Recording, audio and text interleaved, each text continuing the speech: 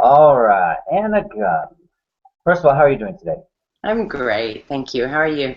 Good. You played Skyler White for 6 years on Breaking Bad, and you made it all the way to the very end without getting killed off. I think that's quite an accomplishment. And tell us, what did you think about how the series ultimately ended? About how it opened and ended? About how it ultimately finished completely. Oh, I thought it was perfect. I really did. I mean, I thought every single character just the way every single storyline wrapped up was perfect. And some of them were so sad. I mean, I really felt like for Marie and Skylar, it was their storylines were really pretty heartbreaking because there was so much damage done to them. But but I also had this feeling that they would find their way back to each other as sisters, and that they would, that they had pretty strong inner cores, and that they would maybe, find a way to make it work out, and they would take the kids off and go to an island. This was like a fantasy I was creating, of course, but maybe it's, in the world of Breaking Bad, probably not far from the truth. But I really was amazed at every season how Vince and our writers would, every single detail was so extraordinarily well drawn, and the way that Jesse went off, and you wondered what was going to happen to him, but you got the sense that when he broke through that fence to freedom, that he was going to be okay. I felt that he was going to be okay. And Walt ended the way he wanted to, in that blaze of glory, basically. He didn't want to go out as an unknown milk toasty guy. So And I last, thought it was perfect. last we saw of Skylar, she was smoking away in that apartment. She looked very broken and not like the same character we had known. So if the show had continued like one more season, if Walt maybe hadn't died, where do you think Skylar would have ended up? Oh, such a good question. I don't know. I mean, I felt like her spirit really had been so crushed at that point, but she might have pulled herself out of it. I think there was still some fight left in her. Like I say, both Marie and Skylar seemed so broken at the end there, but they were pretty plucky women, so she might have been able to pull herself out of that. But I think she was. I think she was broken by the fact that it was not only what her husband did, but the realization of what she did and her own culpable, her own part in that whole thing. The fact that she had gone so far off course, and that she had lost her moral compass, and to be aware of that as much as she was. I don't think Walt was really that aware of it, but she was, and to know that was a sort of nightmare to live every day. So it would have been interesting to see what she did with that. Would it make her even, that scene where she was smoking in the, there's a lot of smoking that Skylar did, but that scene that she did in the hotel room where she said, "What's one more?" when she was sort of suggesting that that Walt kill Jesse. And it was almost like Lady Macbeth saying to Macbeth, "Why don't you just do the deed?" And saying, "What's one more?" I mean, she really knew that she had just lost her way, but she really knew it. She knew she had started as one person and become a very different person. Well, Bob Odenkirk is getting his own spin-off. Maybe we'll see a Skylar Marie Sisters of Heisenberg type spin-off. We would love that. We would love to come on there and actually do a musical number or anything. I'm sure Bob would not like us to do a musical number on his show, but no, I'd love to do anything on that show. I don't know that they met before because I think it's a prequel, but you never know. Maybe Skylar had a hit and run at some point that was never revealed. So anything could happen. Let's talk about that game-changing episode, Ozymandias, for a second. What did you think when you read in the script that Walter was he's basically going to go crazy in this huge knife fight and steal your baby? Did you think, all right, writers, you've gone too far this time? No, I didn't. I actually thought there was a chain of emails. We all got the script at the same time. It was emailed to all the actors at the same time. And I think it was the first time that all of us wrote to each other. Almost at the same time, we all said, "This is the most extraordinary thing thank you for this extraordinary piece of art. And we were saddened, shocked, bewildered, in awe. It brought about so many things for all these characters. For Skyler, it was obviously I knew it was going to be a harrowing thing to shoot. For Betsy's character, for Marie, it was harrowing. That kind of when they sat and Marie realizes that Skyler had been in on it and knew all the things that she knew, and then slapped her across the face. We rehearsed that, actually, which we didn't do very often. We rehearsed it the day before we shot it, so we could make sure that we really knew what we were doing with that, and with the baby, with the choreography, with grappling over the baby. That was a heartbreaking day. Though, with the baby. And then the scene with Bryan driving off with the baby and me running off down the street, I'll never forget it. I don't have words for it. Rian Johnson directed that episode, and I think he's an extraordinary director, and he knows story, he knows how to work the camera, he knows every aspect so beautifully, and he knows how to work with actors so well. And I got scared to do that moment, and he just came and stood right next to me when he knew I was scared, and all he did was stand next to me. He didn't really say anything. He just let me know that I was okay and that I could go for it. And then he walked away and just told me to give him the thumbs up when I was ready, because there were a lot of people at that point lining the streets watching us, and kind of gets a little weird when you feel like you're screaming your guts out when there's 100 people lining the sidewalk. But it was an amazing episode to do. We talked to Dean Norris yesterday, and he said basically all of the actors are spoiled now for future projects because the level of scripts in the future probably won't be as good as Breaking Bad. Do you all kind of feel the same way? I know you've already attached yourself to another project, which we'll talk about a little later. Yeah. It's true. I think we all do actually really feel that way to a certain extent. I think that Breaking Bad was one of those things. It was like a lightning flash where everything came together.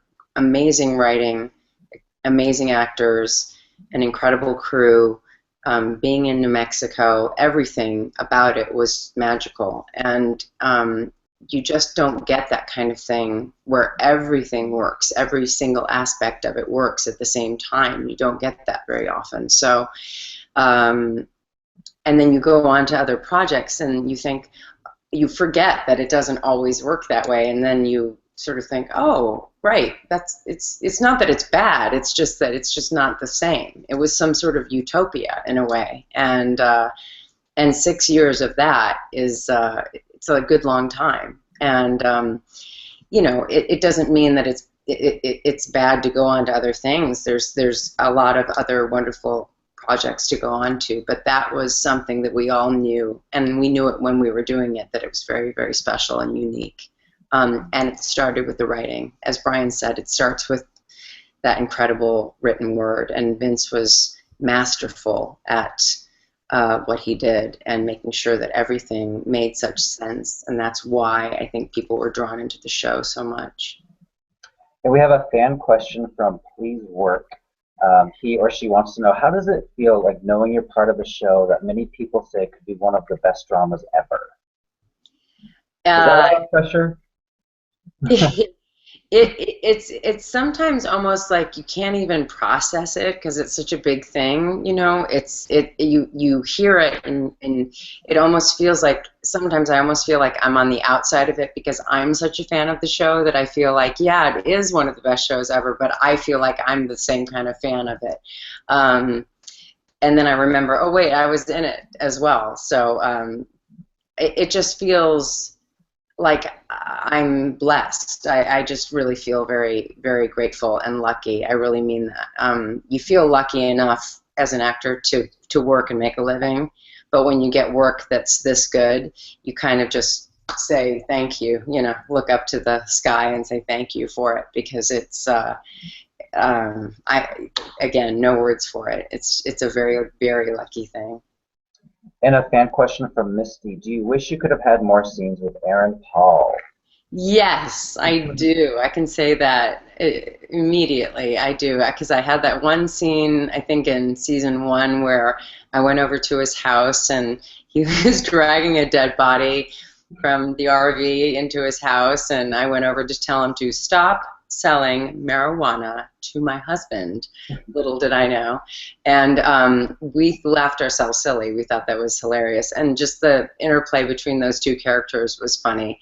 And then we had to wait 5 years before they met again. But then Was it really? It was 5 years between those scenes? yeah, 5 years. Yeah, and then we had dinner together, and that was another fantastic scene where I remember we shot it really late at night on a Friday, and Aaron ate about 7 pounds of green beans, and I glugged about 7 gallons of white grape juice, and Bryan just nibbled at something and laughed at us both the entire time because it took a long time to shoot that scene, and he thought it was hilarious because Aaron got in there and just started shoveling those green beans in his mouth. But I loved that, and I adore Aaron. He's fantastic and funny and sweet and brilliant. So. Switching gears to the Emmys, year after year you would see Bryan Cranston, he won 3 times. You saw Aaron Paul win twice. And now when you finally got yours last year, did you finally think, I made it, I'm one of you guys now? I just felt like I couldn't. You do have that out of body experience where you think, I don't know if I heard my name really or what just happened, but everybody around me was standing up, and so I figured that was a good sign.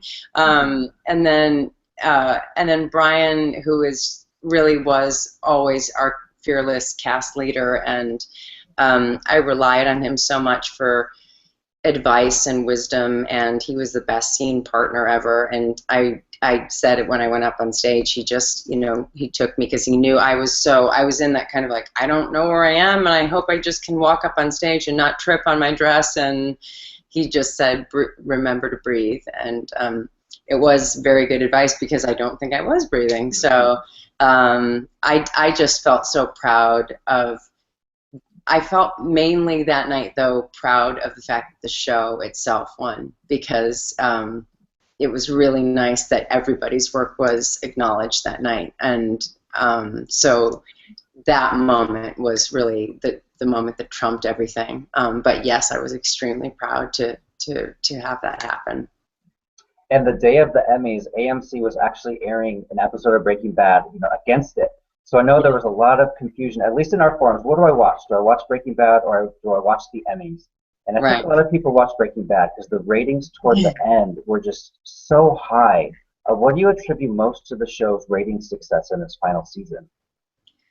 Well, I think that the first half of season 5 was set up in a way that the stakes were rising and rising and rising, and so I think people were thinking, what's going to happen, and is Walt going to get out of this? And it was like the trench was being dug deeper and deeper and deeper, and Skyler's choices, his choices, Jesse's choices, all of it was just getting worse and worse and worse. And also, it was a show about the fact that nobody in this life is all good or all bad. Nobody wears a white hat or a black hat. We're all shades of, I'm not mentioning the book Shades of Grey, but we all have I'm really not, but we all have a lot of complexity and a lot of different shades to us. And so I think it was exploring the fact that that's really what's going on with these people and how are they going to get out of this and what's going to happen to them. And I think people were really on the edge of their seats waiting to see what was going to happen. And that's why that sort of binge watch, like I can't tell you how many people came up to me in the market and the airport, wherever, and said, I just have been up for 3 days watching your show, and their eyes would be popping out of their heads, and I understood it because it brought you in such a way because you wanted to know like what's going to happen to these people. So I think that's really what was going on. People just couldn't get enough of it and really wanted to see, like, you knew something big was going to happen to some of those people, and you knew some maybe some deaths were going to happen or some destruction. It wasn't going to be pretty, so people did not want to miss it, basically. And if you are nominated again for an Emmy this year, what episode are you leaning toward in terms of what to submit to the Emmy judges?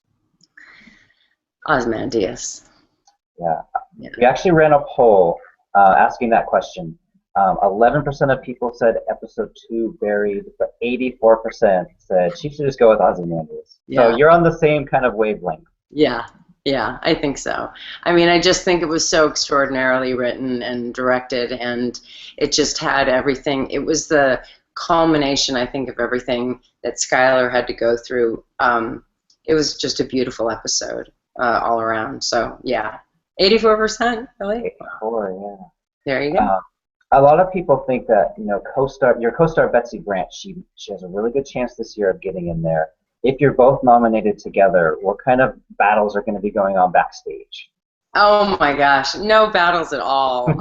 We will be just we'll do a slapping montage just for fun. We'll just slap each other silly for viewers' pleasure. No, I mean, I would love for Betsy to be nominated. I think she does brilliant work, and I think she did amazing work in season 5, and there was so much more complexity to her character as well. And I loved that the sister relationship got explored so much more. And she and I always worked a lot together because you didn't know too much about what was going on between the two of them except what you saw on the surface. But we talked a lot about what we thought our backstory was, and we really enjoyed trying to fill it out as much as possible. And she's so funny, but she's got really good acting chops. She can bring you to tears in a really beautiful way. So I crossed my fingers and toes for her as well. So there will be nothing but cheering and clapping going on for that. And also congrats on your Critics' Choice Award nomination for Best Supporting Actress. Thanks. And for Best Drama. That show is just like 2 weeks away. Are you guys all going to be attending that? Is there going to be like a Breaking Bad reunion of sorts? That would be great, but I'm actually leaving for New York. I'm going to into rehearsals for a play that I'm going to be doing this summer, so I sadly will not be there. I'm not sure. I think Brian's also going to be in New York as well, still finishing up his play. So I'm not sure who's going to be there, but hopefully it'll be well represented. And then I know that we'll all probably get together again, hopefully, this fall. Mm-hmm. And then switching gears, coming up next for you is the miniseries Gracepoint. Yes. And that's the Fox adaptation of the BBC series Broadchurch. And what can you tell us about that? Well, it's again, I was really struck by the story, and again, that's always the first thing that draws me in is the writing and the story, and also I thought the characters really complex, and I read a lot of things before that came across my plate, my desk, whatever, as it were, and I felt like the character had a lot of layers to her. She's a detective, she's a mom, she's a tremendously ethical, good person through and through. She's frenetic, and she's trying to make it all work because she's really spread thin. But she's got this core of optimism, and she believes in the goodness of people. And then she works with a partner who comes in and takes her job, actually. She comes back from vacation expecting a promotion, and she finds out that a guy has come in from another city, and he's taken her job, and she's got to deal with that. And at the same time, on the very same day, she discovers that the best friend of her son has been murdered, and that happens all in one day, and that's how the series starts off. And the British, British version was called Broadchurch, as you said, and it was just brilliant. And I watched the whole thing. I did my own binge watching of that, and I thought it was incredible. And I was caught up in the thriller aspect of it, the sort of whodunit aspect, but I was really caught up in also just the story of a small town, a community dealing with this terrible tragedy, and what happens to the fabric of that town, what happens to people when something like that occurs, what goes on between people, the good and the bad, you know, the unraveling of people, was very interesting to me. And her character really appealed to me because she was very different from Skyler as well. So I really enjoyed playing her very much, and I enjoyed playing opposite David Tennant a lot. It was a lot of fun. And a final fan question from Awardzilla. Does your role in Gracepoint allow you to express your feelings? Because on Breaking Bad, Skyler often kept hers in. Yeah, absolutely, and that's a great question, and that absolutely it really did, and that was a huge relief because it's true. I actually am as I say, I'm an easy cry. I'm a person who I'm pretty emotional, and you know, things are very much on the surface with me as a person. So in playing Skyler, I had to learn. Vince really had to tell me, you know, she's much more poker face than you are. You have to learn how to keep things much more internal than Skyler. You know, Skyler does not let all that stuff out, and that took me a little while to learn that. But Ellie is much more. She actually shows much more on the surface, and she has to learn as a detective to mask that. It's something that she has to learn as she goes along. And she's really good at the detective part of it. But when she's just herself, she's just out there. She'll tell you what she thinks, and she feels what she feels. And it was a huge sort of sigh of relief to be able to play somebody like that after 5-6 years of playing somebody who was really kind of constrained and rather, you know, held in. It was really good. It was a lot of fun.